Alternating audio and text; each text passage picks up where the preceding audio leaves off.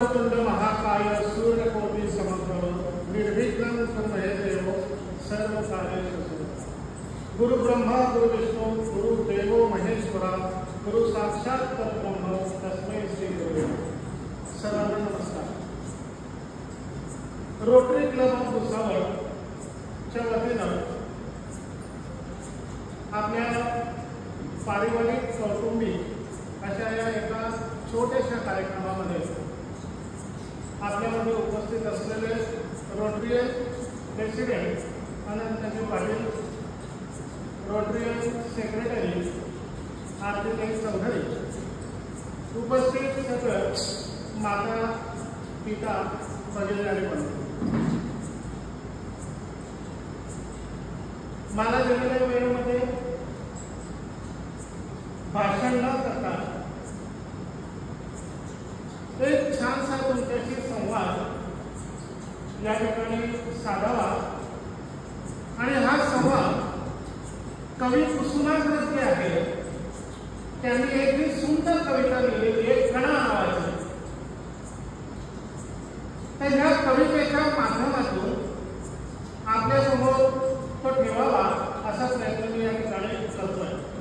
म्हणजे आता बरोबर 8:30 झाले, नक्कीच 9 वाजेच्या आत मी माझं बोलणं थांबवणार आहे। सर्वप्रथम मी रोटरी क्लब ऑफ भुसावळचे प्रेसिडेंट सेक्रेटरी आणि आपल्या सगळ्यांचं सदस्यांचं मी मनपूर्वक आभार व्यक्त करतो की आपण मला या ठिकाणी बोलण्याची संधी दिली। अर्थातच ज्यावेळेला आरतीताई असं बोलल्या की आम्ही दर बुधवारी एकत्र जमतो आणि मग पावसाचे वातावरण होतं, ज्यावेळेला बोलायला जायचं त्यावेळेला आताही आहे, फक्त आता 2 दिवस सर्व उघडलंय आणि म्हणून माझ्या मनामध्ये असं आलं की भाषण करण्यापेक्षा आपण कवी कुसुमाग्रजांची जी कविता आहे कणा या माध्यमातूनच तुमच्याशी चर्चा करावी।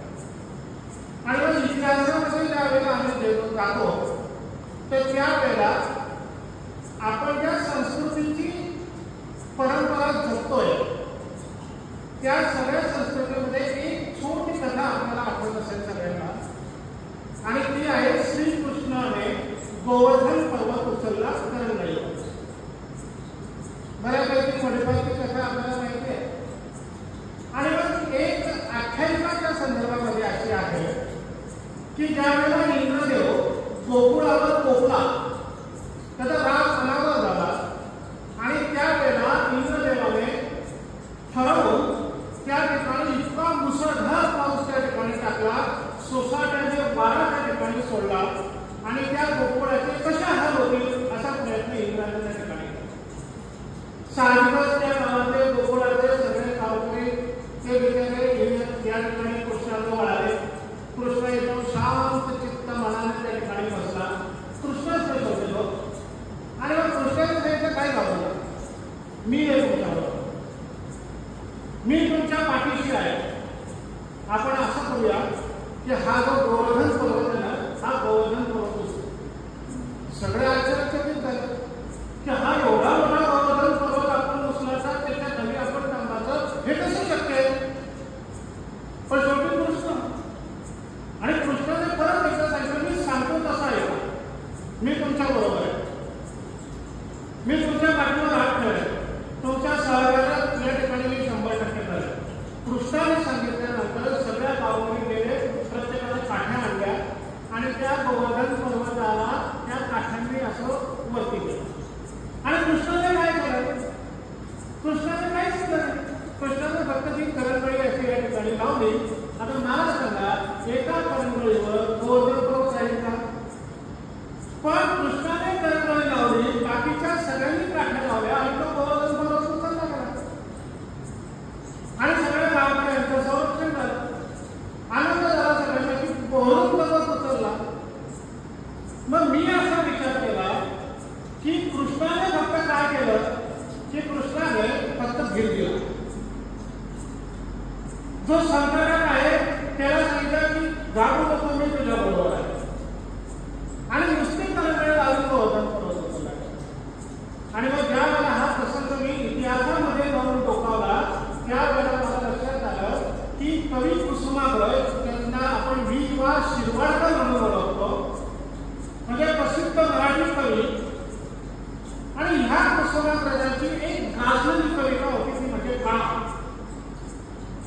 मग याच्याही पाठीमागे थोडा इतिहास असाच होता की विद्यार्थी आणि शिक्षक यांच्यातलं नातं कसं असलं पाहिजे. शिक्षकाने विद्यार्थ्यांच्या बरोबर कशा पद्धतीने उभं राहिला पाहिजे, तो संकटात आला तर त्याला कशी मदत केली पाहिजे. आणि म्हणून गुरु आणि शिष्य यांच्यातले गुणानुबंध व्यक्त करणारी ही कविता आहे कणा. मग याचा इतिहास असा होता, या पार्श्वभूमी म्हणून आपल्याला लक्षात आणतोय की तत्कालीन त्या वेळच्या काळामध्ये असंच एक मोठं धरण या ठिकाणी फुटलं. मुसळधार पाऊस सुरू होता, सोसाट्याचा वारा सुटला आणि धरण फुटलं. धरण फुटल्याबरोबर हा जो विद्यार्थी होता, ज्या विद्यार्थीच्या गावामध्ये राहत होता ते गावच्या गाव होऊन गेलं. एकही घर शिल्लक राहिलं नाही. तोडतं मोडतं फक्त काही ठिकाणी व्यक्ती राहिल्या, थोडंफार पाळंमुळं राहिली की मग इथे कुठेतरी गाव होतं. आणि हा जो विद्यार्थी होता, हा विद्यार्थी अशा काळामध्ये त्या गुरुजींकडे गेला. त्या गुरुजींकडे तो गेला मदतीच्या अपेक्षेने. त्याचं वर्णन या खणा नावाच्या कवितेमध्ये तो समाजला. आणि मग मी आज ठरवलं फक्त आहे की ती कणा नावाची कविता आहे. ती कणा नावाच्या कवितेच्या माध्यमातून हे गुरु आणि शिष्याचं जे ऋणानुबंधाचे आपल्या समाजाला आहे. आणि मग आम्ही विचारतो की आम्ही याच्यापुढे समाजामध्ये वावरत असताना आमच्यामध्ये नातं. आणि म्हणून त्या हेतूने ही कणा नावाची कविता आपल्या समोर ठेवतोय. हा विद्यार्थी आणि तो गुरु म्हणजे ते शिक्षक असा एकमेकांचं हे ऋणानुबंध आहे. मग हा विद्यार्थी गुरुजींकडे गेला, विचारा आपल्या गुरुंकडे की एवढा मुसळधार पाऊस झाला, घराच्या घरं वाहून गेली, गावाच्या गावं वाहून गेली. अशा परिस्थितीमध्ये हा विद्यार्थीचा स्नान पाहिला आणि प्रसंग होता. तो गुरुजींच्या घरी गेला. पहिला प्रश्न त्याने विचारला जातो, त्याच्या मनात आलं की आता मी शाळा सोडून गेली, 10-12 वर्ष होऊन गेली, गुरुजी मला ओळखतात का नाही ओळखत. आणि म्हणून पहिली सुरुवात त्याने केली, ओळखत ना सर मला पावसाळ्यात कोणी विचारतो पण संस्कृती पहिले गेल्या म्हणून त्यांनी विचारलं, सर मला ओळख झाला की पावसात आला कोणी तेवढा मुसळधार सगळ्यांचा वारा सुटलाय आणि तेव्हा शरीर वाटत होतं की गुरुजी मला ओळखतात नाही ओळखत. आणि म्हणून सुरुवात केली की ओळखलं का सर मला पावसात आलं कोणी. कपडे होते कर्तव्य, कपडे एकदम चिन्ह विचिन्न झालेले, मळके झालेले, चिखलगार त्या कपड्यांना लागलेला होता. अशा अवस्थेमध्ये तो विद्यार्थी त्या गुरुजींकडे आला. आणि म्हणून ओळखलं का सर मला पावसात आलं कोणी. कपडे होते कदमलेले, केसांवरती पाणी. सगळा पूर्णपणे तो भिजलेला आहे, त्याच्या केसांवरून पाणी गळतंय, कपडे मळके आहेत. अशाही काळामध्ये तो विद्यार्थी त्या गुरुजींकडे या ठिकाणी आला. क्षणभर बसला, त्याने सुरुवातीलाच विषय आला, गेला, क्षणभर बसला, नंतर हसला.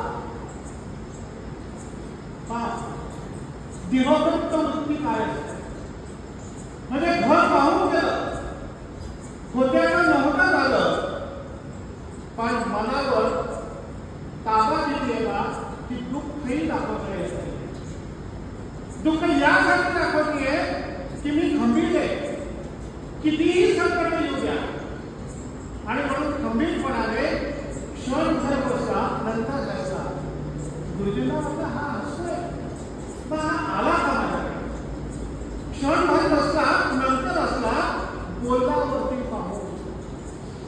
असे हळूच मानवती परंपरा आहे, आपली संस्कृती आहे की मोठी माणसं ज्या वेळेला भेटतात त्यावेळेला शक्यतो नजरेत नजर घालून बोलू नये. मान खाली घालून तो बसला होता, आता बोलायला सुरुवात करायची. म्हणून हळू क्षणभर बसला, नंतर हसला आणि बोलण्यावरती पाहू. मग गरजेला नजर बदलली होती. आणि गुरुजींना सांगतो पुढे की गंगामाई पाहुणी आली. शब्द प्रयोग काय सांगतो गुरुजींना, गंगामाई पाहुणी आली. आणि गंगामाई कोणाला म्हणतोय, गंगामाई म्हणतोय त्या नदीला. ज्या नदीला एवढा मोठा पूर आला, ज्या नदीच्या पाण्यामुळे सगळ्याच्या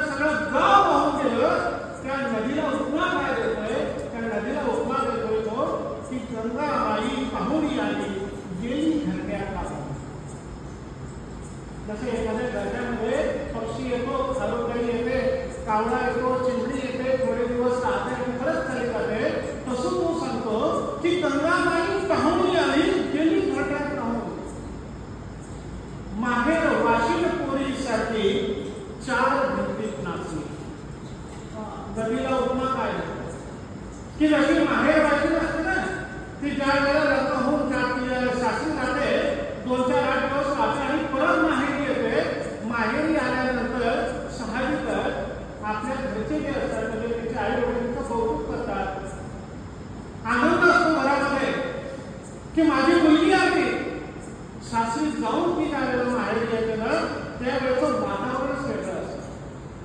आणि म्हणून तो असं म्हणतो की माहेर वाशिन पोरीसाठी 4 भिंतीत नाचली. ती जशी मुलगी आली की सासर किती नाचते, बागडते, तिला प्रवास सगळं दिसतात, आपले जुने काळ आठवतो, आई वडिलांसोबत आली, ती खूप आनंदी होते नाचते घरामध्ये अक्षरशः.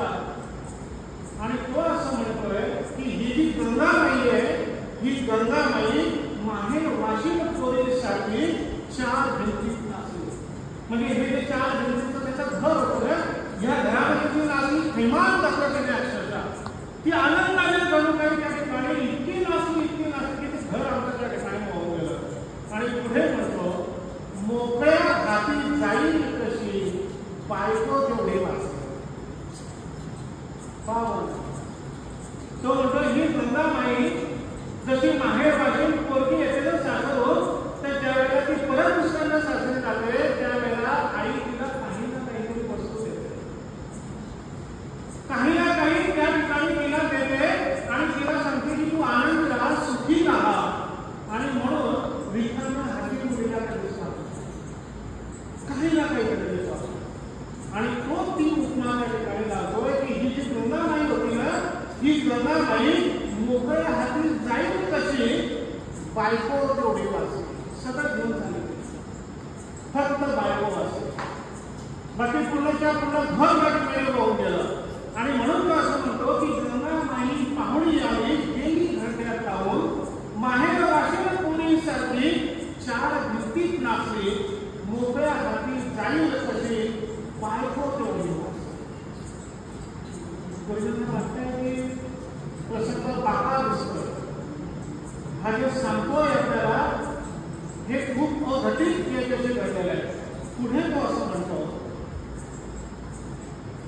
भिंत खचली, भिंत खचली, चूल भिजली, पोटे मोठे झाले. तो वर्णन असं करतो मग त्याच्या या आलेल्या संकटाचं की भिंत खचून गेली बोलते माझ्या सगळ्या घरात, सारी भिंती कोलमडून पडल्या, घरात या ठिकाणी कुणाचं पाणी शिरलं सगळं हे नदीचं.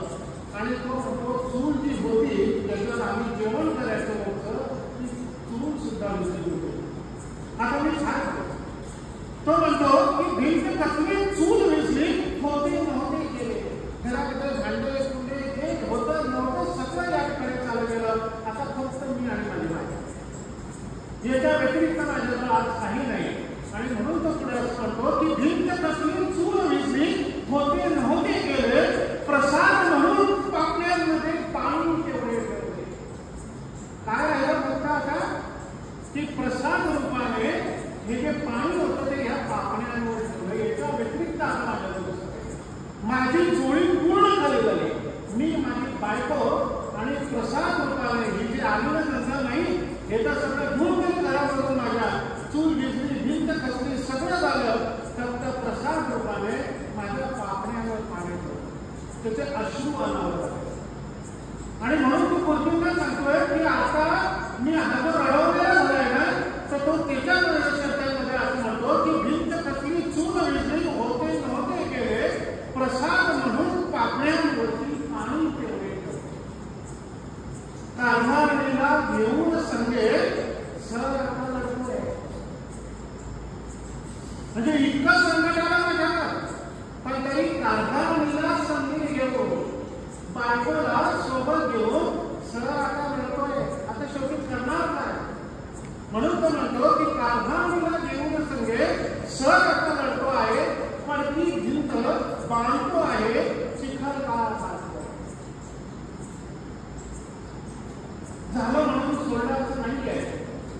हिंमत आहे.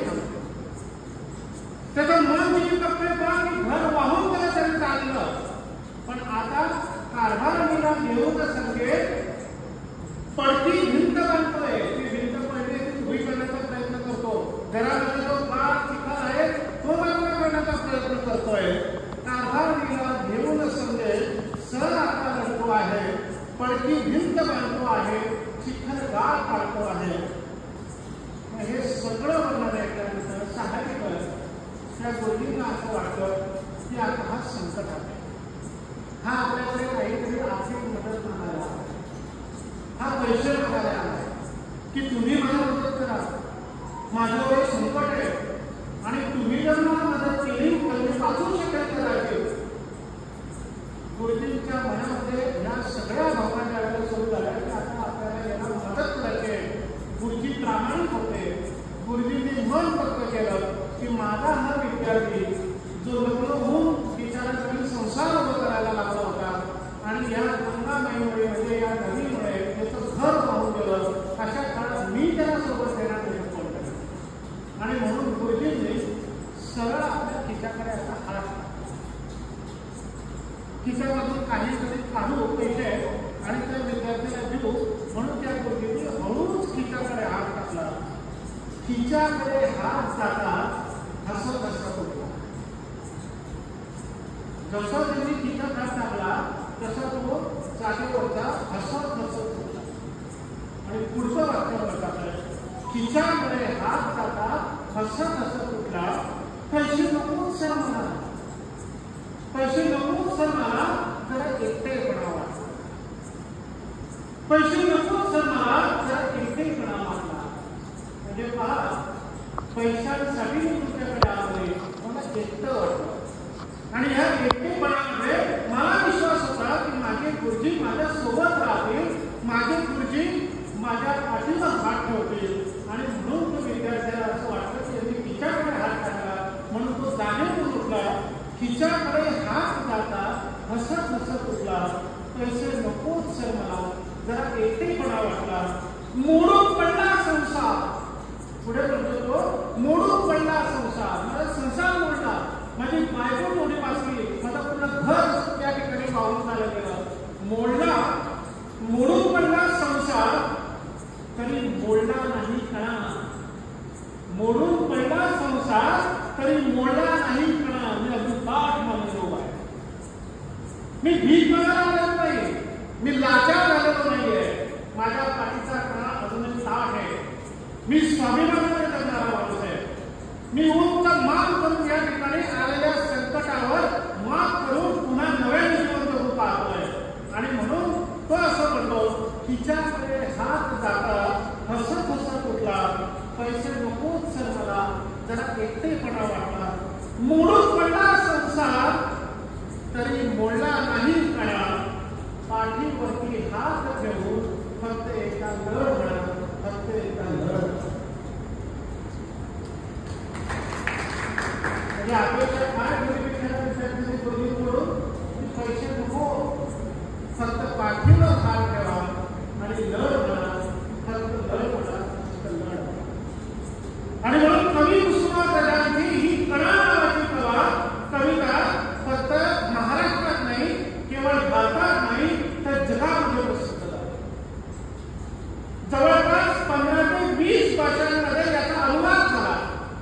आणि जगाने प्रेरणा घेतली कवी कुसुमाग्रजांच्या या कवितेची की संकटाच्या काळामध्ये फक्त पैशाला किंमत नाहीये, संकटाच्या काळामध्ये फक्त पाठीवर हात ठेवून लढ, मी तुझ्या बरोबर आहे, हा एक शब्द या ठिकाणी काफी आहे. हे त्या कवी कुसुमाग्रजांच्या कणा या कवितेत. मी जाणीवपूर्वक साहेब ही कविता यासाठी निवडली की रोटरी क्लब ऑफ भुसावळचा माझा जरी संबंध नसला तरी रोटरी क्लब ऑफ भुसावळ नेमकं सामाजिक कार्यक्रमांमधून काय करतं याकडे मी बारीक लक्ष ठेवून या ठिकाणी पाहतो. गेल्या अनेक वर्षांच्या काळामध्ये आपण सामाजिक माध्यमातून या गोरगरिबांसाठी, दीनदलितांसाठी, वंचितांसाठी जे काम रोटरी क्लब ऑफ भुसावळच्या वतीनं उभं केलंय ते कवी कुसुमाग्रजांच्या कणांचं विकासाचं आहे. भले तुमच्या केलेल्या साहित्याची किंमत कमी असेल पण लाखो करोडो रुपयाच्या तुलनेमध्ये तुम्ही केलेलं साहित्य हे अनमोल आहे असा माझा समज. आणि म्हणून तुम्ही ज्या ज्या वेळेला शैक्षणिक साहित्य वाटप केलं असेल, आदिवासी पाड्यांमध्ये जाऊन तुम्ही ज्या ज्या वेळेला गोरगरीब झोपडीमध्ये राहणाऱ्या या माझ्या सगळ्या माणसांना तुम्ही माणुसकीची जाणीव ठेवून या ठिकाणी वेगवेगळ्या प्रकारचे खाण्याचे पदार्थ या ठिकाणी केले असतील. काही शाळांना पिण्याच्या पाणी देण्यासाठीच्या योजनांच्या वतीने आणले असतील. मी असं समजतो की कडाळ नावाच्या कवितेतून कुसुमाग्रज घालून संदेश घेऊन पाहताय ते प्रत्यक्ष काम सद्यस्थितीमध्ये रोटरी क्लब ऑफ भुसावळ या ठिकाणी. आणि म्हणून तुमचं कौतुक आहे, कोण म्हणून कौतुक आहे, कोण म्हणून कौतुक यासाठी आहे की अलीकडच्या काळामध्ये ही अशी काम करणारी पिढी हळूहळू नष्ट होऊन राहिली. आणि म्हणून या जगामध्ये आदर्श झाला पाहिजे, या देशात आदर्श झालं पाहिजे, ते करणार कोण हा प्रश्न या ठिकाणी आहे. आणि हे काम रोटरी क्लब ऑफ भुसावळच्या वतीने आपण करताय याचा भुसावळकर म्हणून आम्हाला साचा अभिमान आहे आणि साचं स्वाभिमान आहे. एका कवीने असं म्हटलं आणि त्या कवितेच्या ज्या ओळी आहे ना, त्या कवितेच्या ओळी आतापर्यंत पहिले रोटरी क्लबचे अध्यक्ष झाले, सेक्रेटरी झाले, पदाधिकारी झाले, त्या आतापर्यंत एवढे झाले तर आतापर्यंत येणार आहे. म्हणजे तो कवी असं म्हणतो की काय काम केलं पाहिजे समाजासाठी. म्हणजे मलाही दिसलं राणे सर की रोटरी क्लब ऑफ भुसावळ हे जे काम करते ना, म्हणून मला ते कविता आठवलं की तो कवी असं म्हणतो की तुम्ही काय काम केलं ॲज अ प्रेसिडेंट आणि सेक्रेटरी म्हणून, की तेल नाही तूप नाही आधाराचा हात नाही, तेल नाही तूप नाही आधाराचा हात नाही, त्याच्या घरी जाऊन एका तरी एक दिवा लाव, एक दिवा असं काम की त्याच्या घरी तेल नाही तूप नाही आधाराचा कोणताही हात नाही, त्याच्या घरी जाऊन एका तरी एक दिवा लावायचा. तुम्ही ते काम करत नाही, तुम्ही आदिवासी पाड्यावर जातायत ना, तुम्ही गोरगरिबांच्या नोकरीत जातायत ना. मग हा कवी जे सांगतोय ना की तेल नाही तूप नाही आधाराचा हात नाही, त्याच्या घरी जाऊन एका तरी एक दिवा लाव, एक दिवा लाव. पुढे तो कवी असं म्हणतो की ज्याच्या घरी अंधार असेल, ज्याच्या घरी अंधार असेल, अश्रू वाचून काही दिसत असेल, ज्याच्या घरी अंधार असेल, अश्रू वाचून काही दिसत नसेल, त्याच्या घरी जाऊन एका घरी एक दिवा लाव, एक दिवा लाव, एक दिवा लाव. आणि हे काम आपण या ठिकाणी करताय. आणि म्हणून तुमच्या कामाला आहे चांगल्या घरी कोणीही जा, पण जो दीन दलित वंचित पीडित शोषित आहे, गोरगरीब आहे, कष्टकरी आहे, घाम बनले आहे, जो शेतकरी आहे, त्याच्यासाठी आम्ही काहीतरी करावं म्हणून आम्ही समाजाचं देणं लागतो. माझ्यासह इथे बसलेले आपण सगळेजण एका अर्थाने भाग्यवान आहोत. आपण नशिबवान आहोत. नशिबवान यासाठी आहोत की आमच्या मायबापांना आम्हाला शिकवलं, आमच्या मायबापांना आम्हाला मोठं केलं, आमच्या मायबापांना कष्ट घेतले. पण माय एकच वाक्य बोलायची की माया आले कलेक्टर झाला. माझी माय फक्त अपेक्षा ही ठेवत होती की माया आले मोठा साहेब झाला पाहिजे. आणि म्हणून तुम्ही आम्ही भाग्यवान आहोत की आम्ही वेगवेगळ्या क्षेत्रामध्ये या ठिकाणी काम करते. आज आम्ही खूप मोठं यश या ठिकाणी प्राप्त केलं आहे. आणि म्हणून जबाबदारी आमच्यावर येऊन की आम्ही काय केलं. रोटरी क्लब ऑफ भुसावळच्या वतीनं मला आपल्याला एवढी विनंती करायची आहे की जे मायेचं स्वप्न होतं माझ्या ते तर पूर्ण झालं, पण आता आम्ही काय करणार आहोत. म्हणजे मला अभिमान असाही वाटतो सर की जी बहिणाबाई कधीच शाळेत गेली. आपल्या अगदी जवळ आसोद्या गावाचं माहेर बहिणाबाई शाळेत कधीच गेले नाही. तिने या कविता म्हटल्या लहानपणी ते गाणे होते, ते गाणे फक्त लिहिले त्यांच्या मुलांना. आणि ज्या वेळेला तो सोपानदेव या माझ्या आईने लिहिलेले जे काही गाणे होते, मोठे मोठे शब्दांतले ते त्याने फक्त एका कागदावर लिहिले.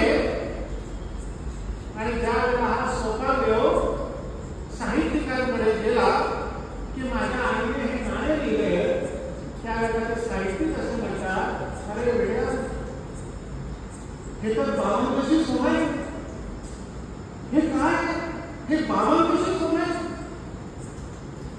आणि ज्या वेळेला त्या साहित्यिकाने असं म्हटलं, त्यावेळेला त्या ज्या गाण्याच्या ओळी होत्या ना, त्या पुस्तक रूपाने प्रकाशित झाल्या. त्या केवळ जळगाव जिल्ह्यात आसुरात प्रसिद्ध नाही झाल्या, केवळ महाराष्ट्रात प्रसिद्ध नाही झाल्या, तर देशभरामध्ये प्रसिद्ध झाल्या.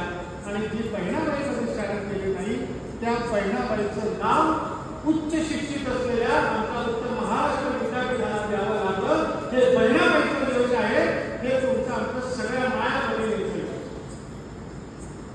जी बहिणाबाई शाळेत मजा जी बहिणाबाई कधीही शाळेत गेली नाही, त्या बहिणाबाईचं नाव या एवढ्या मोठ्या कवयित्री बहिणाबाई चौधरी उत्तर महाराष्ट्र विद्यापीठ असं या ठिकाणी द्यावं लागलं. आणि म्हणून ज्या त्या वेळेला आमचे मुलं सहज असं म्हणतात ना, त्यावेळेला वाईट वाटतं की आताची ही जी पिढी आहे, ही पिढी सहज एक गोष्ट काय बोलून जाते की आई तुला काय करतात. ज्या वेळेला ते असं म्हणले ना, त्यावेळेला वेदना होतात, त्यावेळेला मनामध्ये दुःख होतं. ते आहे ज्या आईने तुला लहानाचं मोठं केलं, ज्या आईने तुला कष्ट करून, मेहनत घेऊन, शेतामध्ये काम करून, कामात कष्ट करून तुला एवढं शिकवलं, एवढं मोठं सहाय्य केलं, तुला 4 पैसे मिळायला लागले, आणि तू म्हणतो की आई तुला काय करत. अरे ती आई नसली तर तू सहाय्य झाला नसता, ती आई नसली तर तू मोठा या ठिकाणी अधिकारी झाला नसता. अरे ती आई नसली तर तू शिक्षक झाला नसता, तू प्राध्यापक झाला नसता, तू इंजिनियर झाला नसता, की तू वकील झाला नसता. ती आई जी आहे ना, ती आई शिक्षणाचं महत्व आहे. आणि म्हणून आताच्या या पिढीमध्ये हा बदल जर आम्ही घडवून आणलो, आम्ही जर त्याच्यामध्ये यशस्वी झालो, तर पुढच्या अनेक पिढ्या आपलं नाव देतील. आणि मला अपेक्षा आहे की लोटरी क्लब ऑफ भुसावळच्या वतीनं आम्ही अशाच पद्धतीचं काम या ठिकाणी करावं अशी आपल्याला विनंती करतो. आणि मला दिलेल्या वेळेमध्ये मी या ठिकाणी माझं निवेदन थांबवतो. पुनश्च एकदा ताई आणि आनंद आपल्या सगळ्यांचं मी खूप खूप आभार व्यक्त करतो. धन्यवाद. जय हिंद, जय भारत.